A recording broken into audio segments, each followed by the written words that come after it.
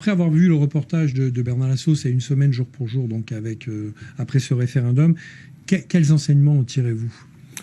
Plusieurs choses. La première chose, c'est que il faut entendre la voix de celles et ceux qui veulent rester au sein de la République. Ils sont une nouvelle fois déplacés en masse, ce qui n'était pas évident. Le contexte politique et sanitaire n'était pas automatiquement très positif. Et ils ont réaffirmé pour la troisième fois leur volonté de rester au sein de la République. Mais il faut entendre aussi le silence assourdissant du oui.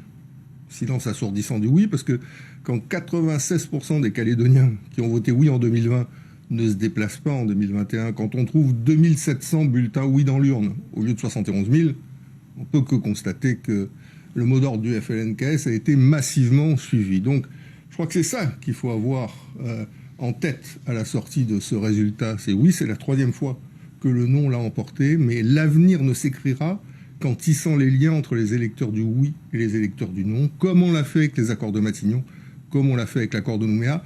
La moitié de la population ne peut pas imposer sa volonté à l'autre moitié de la population, a fortiori dans un pays qui a l'histoire qui a été la nôtre, et a fortiori dans un pays qui doit permettre à la nouvelle génération de se projeter vers l'avenir. Donc c'est ça l'enseignement majeur que je tire de ce scrutin.